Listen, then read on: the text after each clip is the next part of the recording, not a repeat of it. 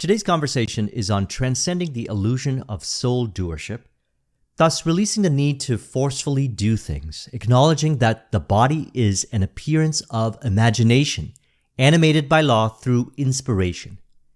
So I titled today's conversation Mind Map, Ideal Expression Without Force. This is the art of allowing, or we could say the art of not forcing. Now, we discussed in Tuesday's video the autotelic to a degree which we have never discussed before, where we referred to it as being a conduit of divine expression. So I thought it would be good to elaborate on this further and expand upon it. I'll also add this to our Flow series, which I'll link to in the description. Mihaly Csikszentmihalyi in the book Flow describes the autotelic personality as one whose performance is intrinsically fulfilling. The autotelic personality experiences fulfillment wherever, even during circumstances where others might not believe it possible to experience fulfillment. He says, the autotelic experience, or flow, lifts the course of life to a different level. Alienation gives way to involvement, enjoyment replaces boredom, helplessness turns into a feeling of control, and psychic energy works to reinforce the sense of self. Now, over the course of the Flow series, we've gone quite deep into the different aspects of the flow process he outlined in the book, which includes clear goals at an abstract level, which is your vision, goal or definite chief aim, which we discussed recently. I'll link in the description to that video. And there may be also inspired granular goals that are related to the primary goal. During experience, there's also immediate reporting and feedback, which can include qualitative and or quantitative indicators, which could be measurements, stats, or reporting. For qualitative indicators, it could be how you feel, what state you are in. Simply put, are you in a flow state or not, and to what degree? And we have then harmony between challenge and skill. This is based on beliefs. What one person may find challenging, another person may not. Being autotelic, as he defines it, is not being afraid, running away, or trying to pretend like challenge is not experience. Rather, transmuting the experience into fulfillment by imagining ideally how you relate to what may appear as challenging. This is actually where many enter into a flow state during moments where challenge is mentally embraced. Feeling the fulfillment during, knowing you have the confidence to relate ideally with challenges. Thus, remaining committed from a state of flow till completion is embodiment of fulfillment. Cultivating your inherent ability to imagine ideally in relation to whatever appears. Remaining abiding in and living from your ideal state of consciousness. So then the next three is being in flow with the experience, where we experience actions and awareness as one. Perhaps space and time distortion, which we can call this transcending time and space, through which beliefs that generate thoughts and emotions of fear, doubt, and uncertainty are released. And this results in a person being autotelic, which is our focus for today. So now if you look at this from the perspective of awareness being your sense of self, and also the power of awareness, which is immediately accessed while in flow, and thus available at all times, we can see clearly how actions and awareness become one. And by that I mean everything flows naturally, ideally, and effortlessly. And this is experienced in whatever form of creative expression, task, hobby, or project. And if made a priority, as in flow, allowed to be the natural way of being, which I believe is our natural way of being, we're calibrating back to it, a person becomes what he calls an autotelic personality, which translates in being this way in all areas of life, even in areas where one may experience a high degree of challenge. As he says in the book, the traits that mark an autotelic personality are most clearly revealed by people who seem to enjoy situations that others would find unbearable. So then concerns which are not truly concerns are not in mind while a person is autotelic. So rather than appearing stuck in their head trying to do everything themselves, they allow the invisible unseen power of awareness to take care of everything for them. As he says in the book, the autotelic experience or flow lifts the course of life to a different level. Alienation gives way to involvement, enjoyment replaces boredom, helplessness turns into a feeling of control, and psychic energy works to reinforce the sense of self. I love the part where he says, psychic energy works to reinforce the sense of self, which is the true self, the awareness that is beyond limitations, which calls upon the unseen power to bring forth all that is related to the vision. So thus, having reinforced this sense of self, the autotelic experiences this everywhere they are.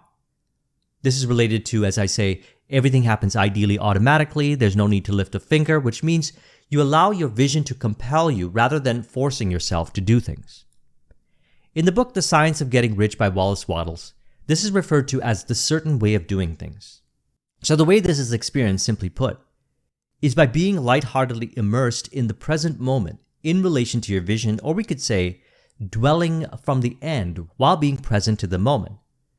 This is the autotelic way of being, where actions and awareness are experienced as one. So see how this is a joyous, fulfilling way of being, a childlike way of being, which is the autotelic way of being, which again is your natural way of being.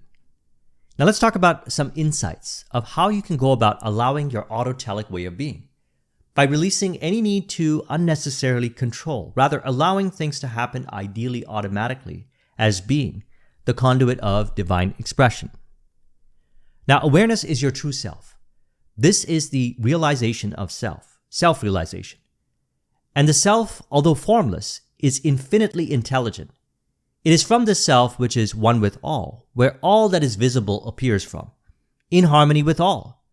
This is why in moments of being autotelic, creativity, inspiration, intuition is at a peak, like we discussed in Tuesday's video, which I'll link in the description. Thus, being autotelic, we experience actions and awareness as one. Actions appearing from inspiration, thus body appearing to move ideally as awareness. Your true self is fulfillment and happiness by nature. The I, awareness, as you've been discussing, is already love, happiness, fulfillment, and bliss. The autotelic thus expresses it automatically wherever they are through whatever creative expression they're involved with. When you acknowledge that you already are fulfillment, it is experienced wherever, rather than trying to seek it externally. It automatically expresses in and as your creative expression or in and as your life experiences. This represents living the art of not forcing, or we could say art of allowing. We are simply allowing the true self to emerge from imagination to be made visible through the five senses as invention, artistic expression, etc. This is why the autotelic is able to, let's say, look beyond the thin layer of appearances and see it for how it truly is, allowing their vision to be actualized, as he says here. The autotelic self is one that easily translates potential threats into enjoyable challenges and therefore maintains its inner harmony. A person who is never bored, seldom anxious, involved with what goes on, and in flow most of the time may be said to have an autotelic self. The term literally means a self that has self-contained goals, and it reflects the idea that such an individual has relatively few goals that do not originate from within the self. So now what we're discussing here is many years of personal experience and also working with others on this, ever since I made flow a priority in 2017. The story goes that I was in Playa del Carmen, Mexico, and I was well into my business consulting practice, and I had a lot of it automated and delegated. I was away for 2 weeks with a lot of time to reflect, so I asked myself the question, when was I the most fulfilled? Which the answer was, while I was in flow state. So I said, what if I make flow a priority in life? I was in it episodically, it was helpful, but if I dedicated my life to being in flow state, what would happen? Well, here we are in 2023 and flow is still a priority. Only more so experienced being autotelic in areas where I once thought it was not possible. And if you're interested in doing the same, let's relate this to 4 key points from the book Flow, which describes the experience of being autotelic. Number 1, fulfillment in the now. So during any inspired task or project, you discover that you are inherently fulfilled, as the task or project simply allows you to experience your inherent fulfillment. And by that I mean fulfillment through relating with the initiative ideally, being lightheartedly immersed. By allowing your attention to be deeply immersed in the task rather than dwelling on past events imagined as not ideal, or your future goal imagined in a not so ideal way, you go about your current initiative ideally from a state of flow. Perhaps a few or so minutes into it, you experience the qualitative feeling of flow occurring as the intention was set prior to experiencing it this way. So it happens as your intention determines your experience. And during the experience, we don't concern ourselves with how things are going to happen either. Being autotelic is where actions and awareness become one, allowing the infinitely intelligent power of awareness to take care of the creative expression for you. By being deeply immersed in the task, unhappiness dissolves, as it is only a result of beliefs that are not true identified with in mind, and fulfillment, which is your true nature, is felt with the experience. Number 3, unwavering, lighthearted attention. Now, if you've applied what we've discussed in my Flow series, then you too, like those who have reported back to me over the years, experience unwavering, lighthearted attention. Laser sharp, yet fluid and dynamic.